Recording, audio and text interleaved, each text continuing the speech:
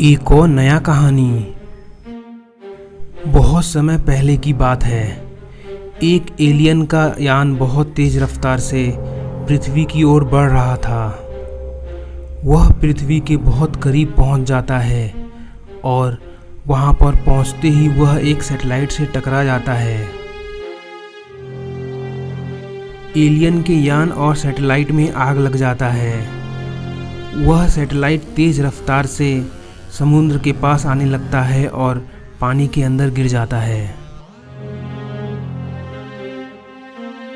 दूसरी ओर एलियन के यान में भी बहुत आग लग चुका था और वह तेज रफ्तार से पृथ्वी की ओर बढ़ रहा था। तेजी से गिरते गिरते वह एक जंगल के पास जाकर गिरता है और वहां पर बहुत बड़ा गड्ढा हो जाता है। उस यान को देखकर सभी जंगली जानवर इधर उधर भाग जाते हैं। उस यान में बहुत विस्फोट होता है।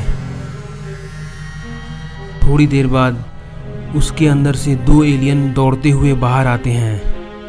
वह एकदम घबरा चुके थे। देखो, लगता है इस यान को ठीक करने में थोड़ा टाइम लगेगा। तब तक हम लोग यहाँ के जीव जंतुओं को पकड़ लेते हैं और यान के अंदर रख देंगे। लगता है यह कोई पालतू जानवर है, यहाँ पर आराम कर रहा है। इसको पकड़ते हैं, मैं कुछ करता हूँ। ऐसा कहकर वह एलियन उस टाइगर को सहलाने लगता है। तभी वह टाइगर दहाड़ता है। उसको देखकर वह दोनों एलियन बहुत डर जाते हैं और वहाँ से भाग जाते हैं। उसके बाद वह एलियन अपने स्पेसशिप से एक यंत्र निकालते हैं और उसको सैटेलाइट से कनेक्ट करके पूरे पृथ्वी के बारे में जानने की कोशिश करते हैं। वह एलियंस अपने स्पेसशिप को ठीक करने का भी काम शुरू कर देते हैं। उसके बाद जानवरों पे हमला करने के लिए एक यंत्र का इस्तेमाल करते हैं। वह उस यंत्र की मदद से टाइगर पे हमला करके उसको बेहोश कर देते हैं और उसके बाद उसको उठाकर अपने यान के अंदर रख देते हैं। इस तरह धीरे धीरे वह कई जीव जंतुओं को पकड़ के अपने यान के अंदर रखने लगे। वह एक गोरिल्ला के ऊपर भी अपने यंत्र से हमला करके उसको बेहोश कर देते हैं और उसको भी उठाकर अपने यान के अंदर रख देते हैं। इस तरह कई जानवरों को उन्होंने पकड़ लिया था। एक दिन वह वापस जाने का सोच रहे थे, लेकिन तभी उनको हवा में एक प्लास्टिक पैराशूट उड़ते हुए दिखता है। वह उसको देखकर आपस में बात करने लगते हैं। इस प्लास्टिक के पैराशूट की मदद से हम और जानवरों को पकड़ सकते हैं।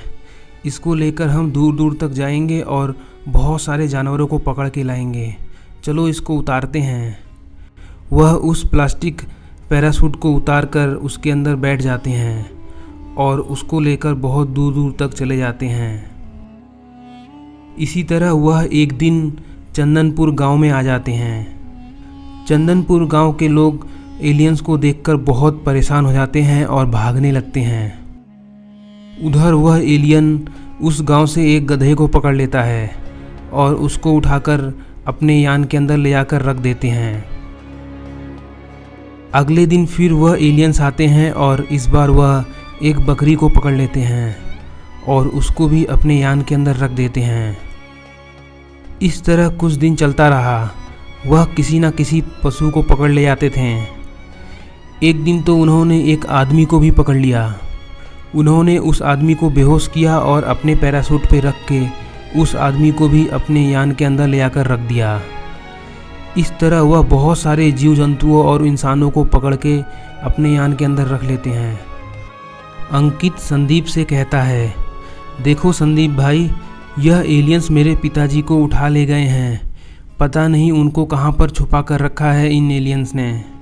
तभी संदीप अपना माचिस हेलीकॉप्टर अंकित को देता है और अंकित उस माचिस हेलीकॉप्टर को पकड़ लेता है और एलियन का पीछा करने लगता है। उधर एलियन उस माचिस हेलीकॉप्टर को देख के कुछ समझ नहीं पाते हो क्या रहा है। तभी अंकित अपना हाथ छोड़ देता है और वह हेलीकॉप्टर जाके सीधे एलियन से टकराता है। वह मर जाते हैं। फिर गांव वाले उस यान को खोजकर सबको आज़ाद कर देते हैं। हेलो दोस्तों, आपके लिए एक और नया कहानी। एक गांव में रात हो चुकी थी और चारों ओर सन्नाटा छाया हुआ था। एक औरत शहर से सामान लेकर घर जा रही थी। तभी आसमान से एक जादुई पंख नीचे गिरता है। उस पंख को देखकर वह औरत उस जादुई पंख के पास जाती है। वह औरत उस पंख को देखकर एकदम हैरान हो जाती है और उसको छू देती है। उस पंख को छूते ही वह पंख उस औरत के शरीर से जुड़ जाता है।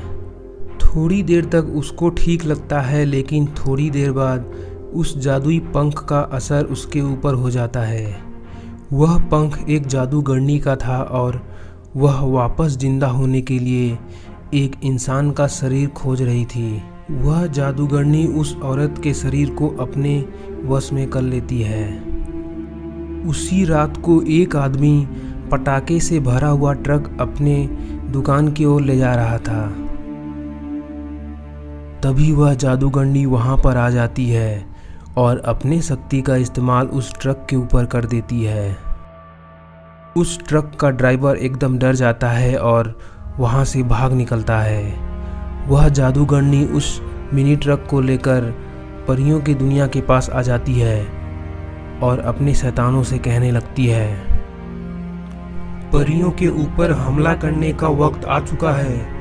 तुम सब अब तैयार हो जाओ हमला करने के लिए। वह जादूगरनी और सभी शैतान मिलकर रॉकेट लगाकर परियों के दुनिया के ऊपर लगे हुए कवच को तोड़ रहे थे।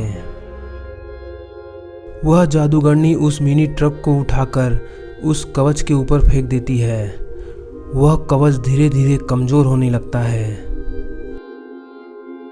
थोड़ी देर बाद वह जादूगरनी अपने शक्ति का इस्तेमाल उस कवच के ऊपर कर देती है और थोड़ी देर बाद वह कवच वहां से गायब हो जाता है। इस तरह परियों के दुनिया के अंदर जाने का रास्ता खुल जाता है और वह जादूगरनी और शैतान उसके अंदर जाने लगते हैं। सभी परियां उस जादूगरनी को रोकने के लिए उसके पास आती हैं, लेकिन वह जादूगरनी अपने शक्ति से सभी परियों को घायल कर देती है। उधर जिस आदमी का मिनी ट्रक वह जादूगरनी उठाकर ले गई थी, वह दौड़ते हुए गांव में आ जाता है और दोस्तों से कहने लगता है, दोस्तों बहुत बड़ी मुसीबत आ गई है। एक जादूगरनी मेरा पटाखे से भरा हुआ मिनी ट्रक लेकर भाग गई। वह जंगल के ओर गई है। पता नहीं वह क्या चाहती है। वह जादूगरनी करना क्या चाहती है? ऐसा सोचकर मनीष अपने बेटे अभिषेक के साथ जंगल की ओर जाने लगता है। उधर जंगल में जादूगरनी कहती है, यह सभी परियां घायल हो चुकी हैं। हम लोग सभी परियों को एक साथ मारेंगे। थोड़ी देर बाद वह जादूगरनी अपने शक्ति का इस्तेमाल करके एक ऑरेंज ट्रैक्टर ट्रॉली बनाती है और उसके बाद सभी परियों को उसके ऊपर रख देती है।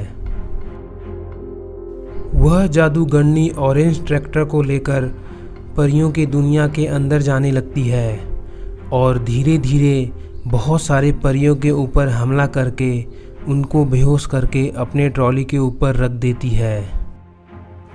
वह जल परियों के ऊपर भी हमला कर देती है। वह सभी जल परियां वहीं पर बेहोश हो जाती हैं। उस जादुई जलपरियों के तालाब के बीच में एक जादुई पत्थर था जो कि बहुत चमक रहा था। जादूगरनी के सभी शैतान धीरे धीरे करके सभी जलपरियों को उठाकर उस ट्रॉली के ऊपर रख देते हैं। दूसरी ओर मनीष अपने बेटे अभिषेक के साथ दौड़ते दौड़ते परियों के जंगल के अंदर आ जाता है। जादूगरनी कहती है, मुझे अब शक्तिशाली होने से कोई नहीं रोक सकता। देखो अब मैं क्या करती हूँ।